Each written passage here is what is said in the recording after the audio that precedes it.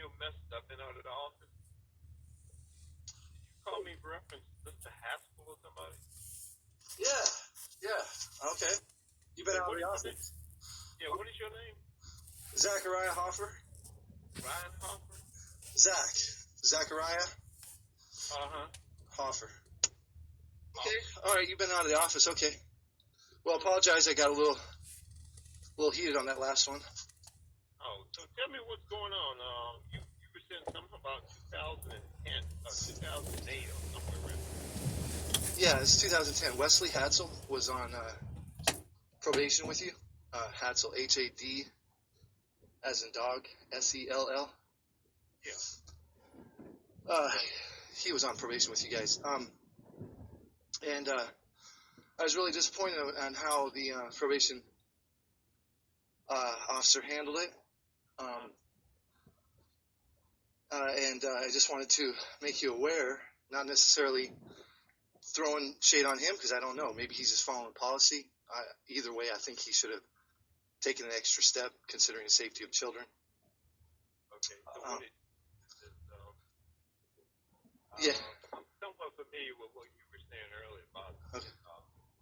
that this guy Hadsell was accused of strength. He was accused, but the court documents are pretty clear. I mean, and he had a grand jury indict him. So whether or not he actually did it, the error should be on the side of the children, especially considering he was a career criminal, considering the pieces of the case and considering all of his violations in prison, including the stabbing a man many times in the face and several assaults and a whole bunch of other stuff, history, gang affiliation, and just a whole slew of stuff that just shows. I mean, keep in mind, this guy just got sentenced for possession of ammunition. Most people would have got 3 to 5 years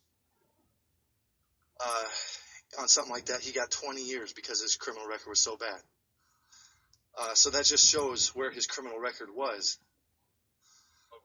because of his status of what he's done. Now, it wasn't just that factor. The factor also was that he just barely met the mother, and my 3 daughters were living in that home. And Mr. Ramirez knew all about this, knew that I had 50% custody of my children, so I should have been just as informed as the mother as to Mr. Hadsell's history or anything to be concerned about. Who had at that time, who had actual custodial custody? It was 50%. Yeah. So 50% legal and physical, both of us. Okay. Yes, both legal and physical. They would come over every other week with both of us, except for Anjelica, who for a couple months prior to that, had been staying with her mom. Anjelica. She was 13 at the time. 13. Now, and all 3 of these, were they all 3 your daughters? Yes. Biological? You know. Why do you ask that? The biological part. Because when you say daughters, all 3, I'm just trying to make sure that they were actually your daughters. You saying you had custody of them. That's why. Well, they were my daughters. 2 of them are my biological daughter, and one of them is not my biological daughter, but I had her. I'm the only father that she knew. So I'm her father. I'm the only person she called daddy in her whole life since she was a baby. That's my daughter. Now, her mom was playing games at the time. That's a separate issue. Hadsell saw that weakness, saw that the child was estranged from her father, and jumped in there. This happens all the time. You guys as probation officers should be trained in family dynamics, because this is happening all the time, where women are picking up these guys out of prison or whatever, bringing them in with their kids. It just happened, matter of fact, a couple weeks ago, where the guy killed the kid. He was on probation. He shouldn't have been. This is a state probation, I assume. But he killed the kid in Norfolk. So this is an issue the probation officers need to be aware of. Now, was she married to this guy, Hadsell? She did marry him. But I mean, she can't control that. If they get married, then They have the right to live together as husband and wife. Sure, but I should have been informed a little bit. Now, here's the other thing. So, first of all, he never informed me when Wesley Hadsell moved in. I finally found the probation officer by tracking him, by, digging into Wesley Hadsell's background and finding, stuff. And then I found the probation officer, and he gave me, the reason why he was in prison, and gave me a few things that he gave me. He didn't give me some things, some details that I probably should have known just to be on the safe side. But then when I after, this dynamic was not good, as is very clear, it's very clear at this point, because the man went on to wreak havoc in my family and on my children. But I went to family court to get custody of my kids at that point, to get full custody, because this guy moves in and things are not right, and I'm worried for the safety of my kids. And his history is such. Well, I subpoenaed Tomas Ramirez, and your office denied it. So I don't know what the policy is on that, but when I wanted him to come in and talk to family court, you guys denied it. Well, that's because our federal court decides if you're going to go to the subpoena. So it wasn't that he decided. Our court decided whether we're going to go or not. They decide that we're not, and we don't come. Right. Well, what do they base that on? I mean, this is conflict of interest or something? I mean, I don't get it. It should be to protect the children or the public at large in general. Well, first of all, the domestic issue is not a federal offense, so we don't normally get involved with domestic hearings. So, but I can't tell you because I was not familiar with what was back then. So I can't tell you what was the reason why it was not required. Well, I assume that it just must be a policy that if somebody, because this has to happen more often than once. I mean, where the other party would be wanting the probation officer to testify about the history of a person. The probation officer had more information than anybody about his history. Well, actually, probably so, but there's a lot of information that's available to the public anyway. A lot, but not stuff like all of his prison violations and gang affiliation, mental illness, suicide attempts, being on lockdown the last 2 years and 2 months of his stay, being transferred from medium to maximum security prison. Stuff like that would have been very good to know at the time. Well, like I said, at that point, I can't tell you why the question was not coming. Yeah, well, it seems like it was just a policy thing. It wasn't, there was nothing specific as to why, and even regardless, even if there was a specific, the safety of children should have been paramount, and the state failed my children in multiple areas, and this was a big one. This was one of the big ones, because that Tomas Ramirez had a lot of key pieces. He, as a probation officer, when a person's on probation, they're still under supervision of the state or federal government. So there should have been should be the whole purpose of probation is to make sure that they don't get in trouble again, that they don't cause problems to the public. So that you're failing in the general purpose of being a probation officer. It's not just to sign the lines and put, X's on O's on everything. It's to actually fulfill a purpose. Well, let me explain something to you. That what you're saying is but I'm assuming you're on the assumption that didn't happen. Well, no, I know he went to the house and whatever. I mean, that didn't help anything.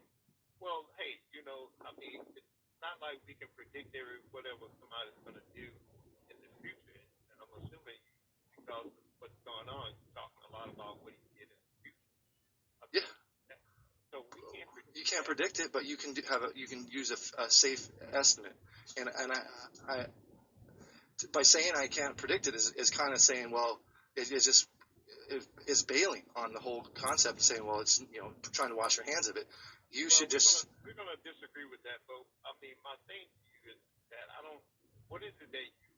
Well, I want policy to change. I want you guys to say, look, families are out there getting affected by these probationees that are coming out into living with children, mostly children. What kind of policy you want change? I want the other family involved, but that'd be nice if he would talk to the father. You know, fathers should be involved. You're probably a father.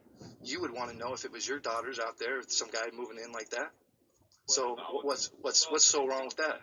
In your scenario, yes, but I would expect the mother of the child to inform me of that. I wouldn't necessarily. No, it doesn't happen like that. The mothers are dangerous. As soon as they're with a guy like that, they're off the charts. They don't have any say in the matter at that point because they're clueless. They're killing their kids. Just in Hampton Road, just in the last few months, we've had like 5 of them. And the boyfriend's doing it, and the mother's getting charged right along with. Why? Because, because she's clueless. So we can't just assume. That's your opinion. No, it's not my opinion. It's the law. They are being charged because this is happening. The minute that they're picking up one of these guys right out of prison, she only knew Wesley Hadsell 2 weeks. That is enough. You can't predict the future, but you can safely assume things are not going on a good trajectory at this point. Okay, we can't control what another grown person. I understand that. I know that. That's obvious.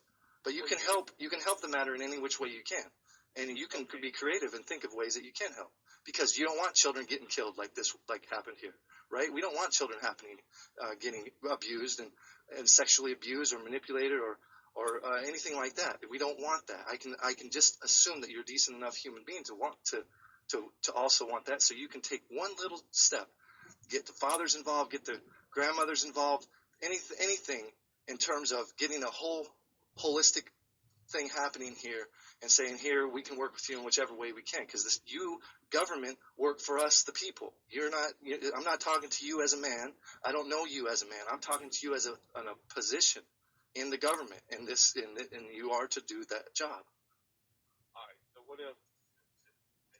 Oh, I just want you to blow me off like everybody else. Is that what you want to do? Well, I'm listening to you, so apparently you're listening to me, but you're not. Okay, well, just take it in consideration. Because I heard what you're saying, and you got a lot of assumptions that certain things happen. So I can only sit here and listen to you because you're assuming your assumptions of what you assume. No, I don't assume. My thing is that you have sat here the whole time and told me what your assumptions are, but not knowing exactly what the officer did. You were telling me that we should have done this and that. And my thing to you is that this happened, 8 years ago, and I don't know much about it. So, but you calling me as though I do, and so I'm sitting here taking my time to listen to you because you asked me to. And I appreciate it. That's what I'm doing. Yeah. So my thing to you is, unless I can sit here and listen to you, and you can give me your assumptions and tell me how women, the women do this and women do that with your assumptions. And that's all I can do is listen to you because I have no details on anything other than that. Okay, well, since this happened to me, it's not just my assumptions. I've actually done research, so it's an actual fact. First of all, parents are the number one killer of children. We all assume that strangers are out there killing kids, and parents are by and large the number one killer of children. So, therefore, doesn't mean that we just it doesn't mean you take extreme measures and start taking kids from children. That's not even close to what I'm saying. What I'm saying is just because it's a parent, and when there's a situation where there's a dangerous person involved and you have some sort of say in the matter, then there's things that you can do. If there are things that you can do as a probation officer, then why not do them? Let me ask you something right quick. Well, you said you went to court for, and I would assume because of this issue of and you were aware of this guy's criminal history. Did the courts listen to you? No, the courts actually did just as horrible, if not worse, because the courts were directly involved. Well, it's hard to say who did worse. Really, it's so much apathy. But no, the courts knew his record, that the part that I knew. But then, like I said, I didn't know some parts. I did not know some parts that Tomas Ramirez could have shed light on at that time. So if I would have known that, if he would have reached out to me, if he would have been knowing, especially, like I did, I went to him and sat down in his office and talked to him. He knew that I had 50% custody. He knew the dynamic that was happening with my oldest daughter. He knew my concerns. He never reached out to me ever again. He never initiated a call to me. He never made any attempt to go to the family court when I subpoenaed him. He dropped the ball completely as far as the actual safety of my children. Now, he did go and do home visits at the house, but you're talking about a major con man, which, if anybody knows, it would be Tomas Ramirez. He's the representative of the correctional system. He should have known what this man is capable of. No, he should have at least, yes, he should have had the best idea of what this man is capable of. He should have had other victims that he would be familiar. So he should know this guy is a major con man. He's living with a woman after only knowing her 2 weeks, and then marries her 2 weeks after that. He should have been able to do the math. She has 3 daughters. One of them is not talking to her dad. He should be able to do the math at that point and at least work with me in some which way. Going to the home, this man, Wesley Hadsell, pulled the wool over everybody's eyes except for mine, and tried to make himself look like some sort of great, good old boy that was out there trying to be dad. He wasn't being a dad to his own kid, but he wanted to play daddy with my kids. Why did it take? Why did it take? Don't be careful here. Why did it take you 8 years to call me about it? I'm curious. You want that answer? I'll tell you why. Because the first year I was in family court. Yeah. Then the second year I'm dealing with it, trying to figure it out. As I start making friends with the guy, saying, "Hey, okay, fine, we're gonna make the best of the situation." And then the third year, more life happens, and then more life happens. And then he kills one of my kids, and then I'm dealing with putting complaints in for family courts. I've already changed one law. You're on the list, okay? You're just on the list. It's a long list. So don't throw shade on me, please. Don't put nothing on me, because it's not about that. It's about a position for a government job that can be done better. Yeah, I don't need you to throw no shade on me. Well, why you wait 8 years? First of all, he's been off probation for he got off probation 3 years after 2010, so 2013. So if you want to start doing math or whatever, I did it when I could do it, when the time's right to do it. I've been dealing with the guardian ad litem, who is a total jackwad, has no clue about anything. That if you want to see complete incompetence, that would be Charles Johnson, the guardian ad litem, who just completely lied about his criminal record because he took it straight from Wesley Hadsell's mouth. So it's a long list of complete imbeciles in this situation. I mean, I'm not, and yeah, exactly, it is what it is. What it is. I don't understand why people don't find any value in, my voice right here, as much as it might agitate you, it's the voice of protection of children. So think about the child that I'm protecting. Don't think about Zach here because I'm agitating you today or whatever. Think about the children out there. It just happened again where a guy on probation killed a kid, dead, right? So I'm pretty sure you can appreciate that. And that's not counting for every murdered child. There's hundreds of abused children. So the least we could do is keep this in mind. First of all, your voice is not agitated. I'm asking a question.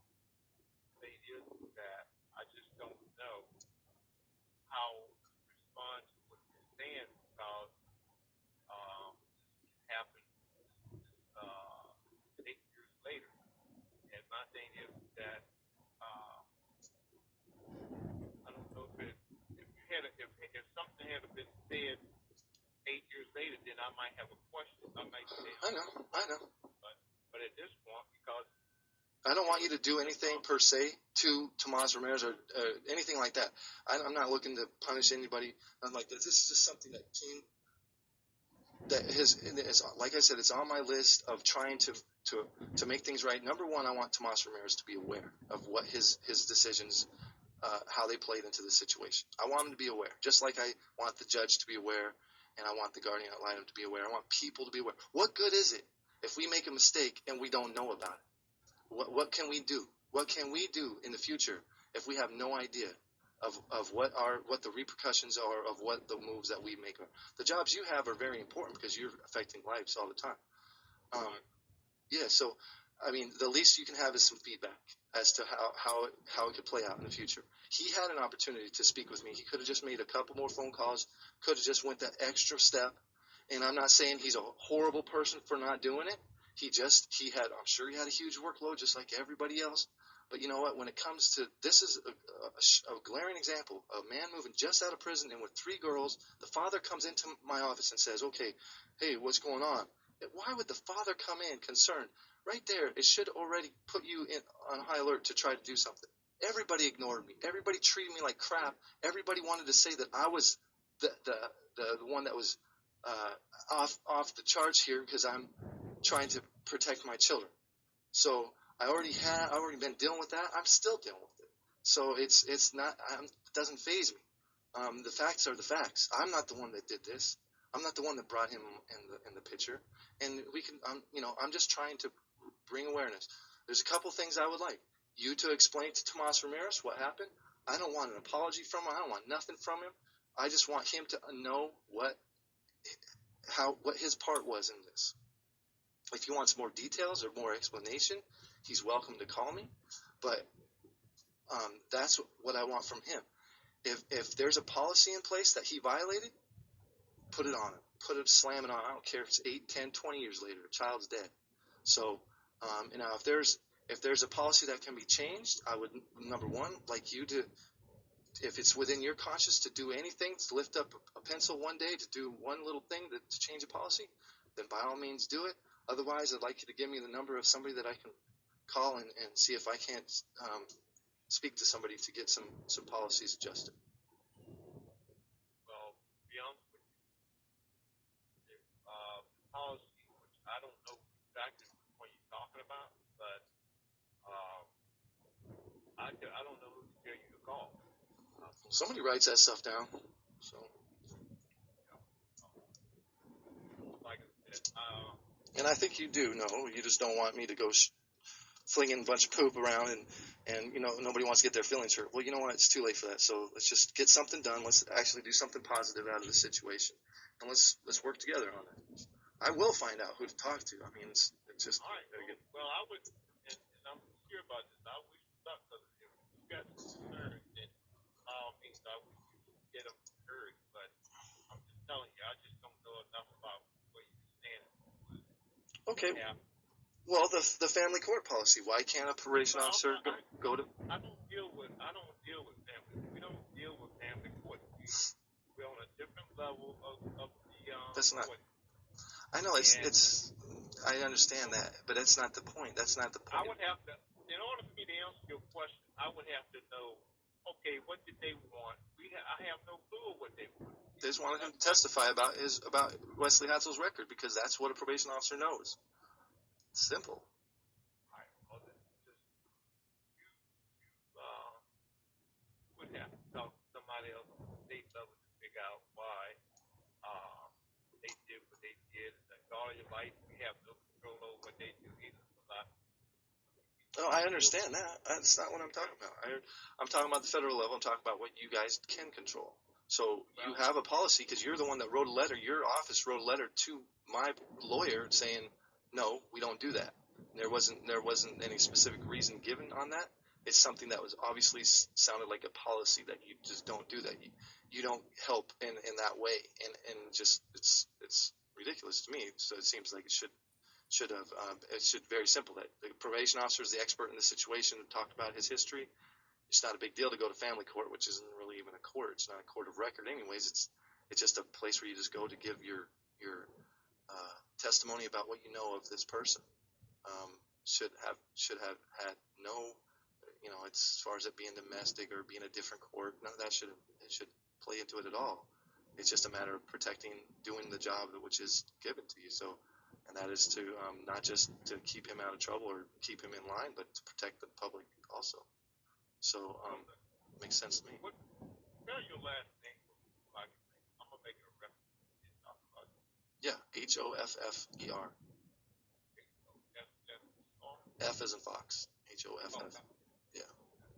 Exactly I'll right. take a record of this, and like I said, who would you say is somebody that could put in, somebody in a policy making position about the Bureau of Prison?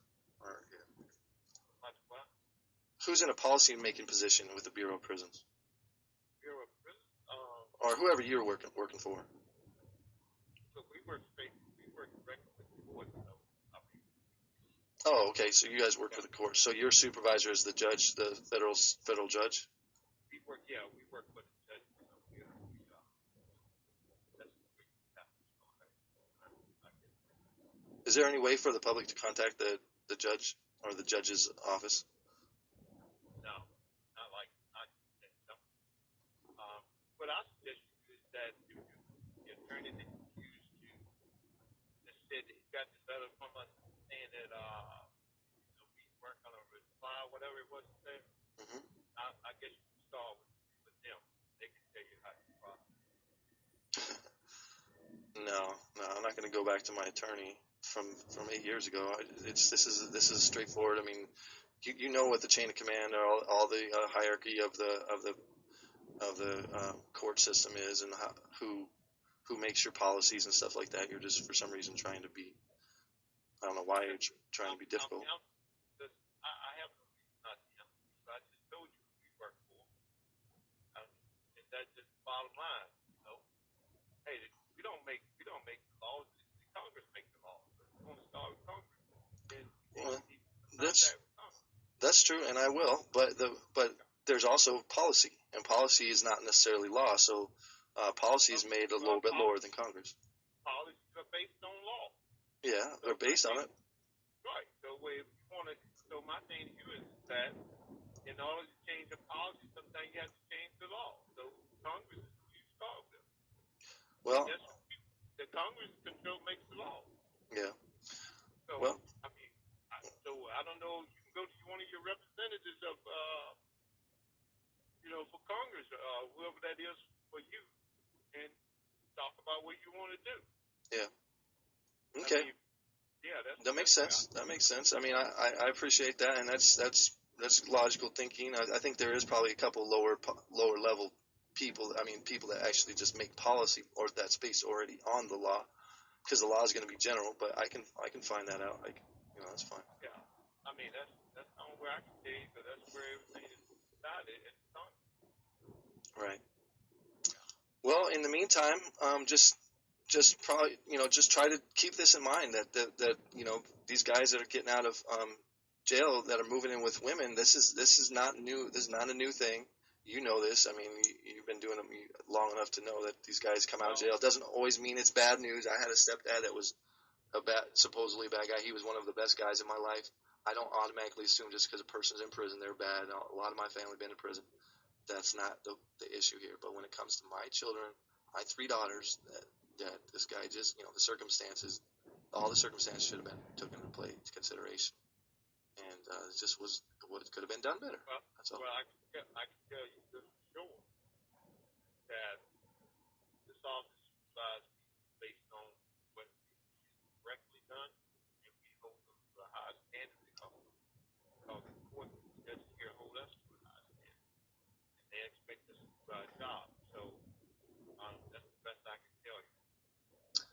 Well, don't you think? Because this happened so long ago, there's no way in the world I can tell you, well, if something was done wrong or incorrectly or whatever the case may be, because, it happened so long ago.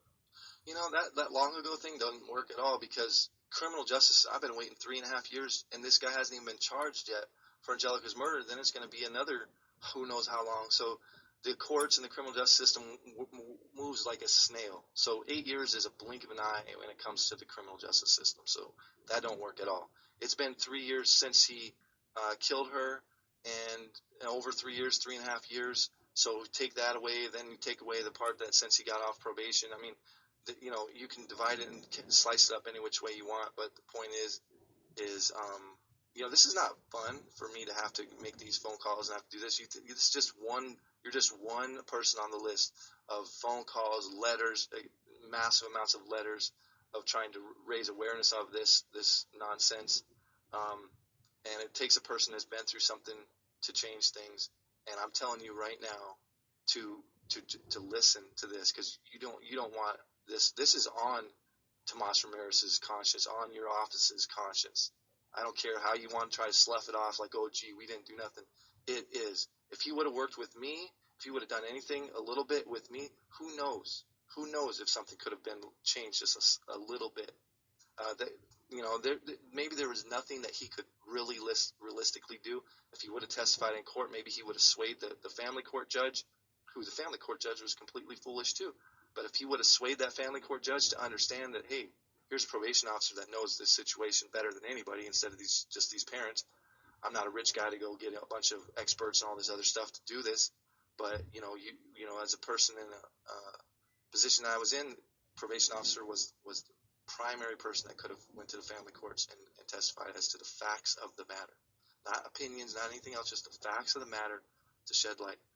That could have been done. He could have worked with me a little bit and saying, hey, here's what I've been finding at the home. Everything seems good. Just want to let you know.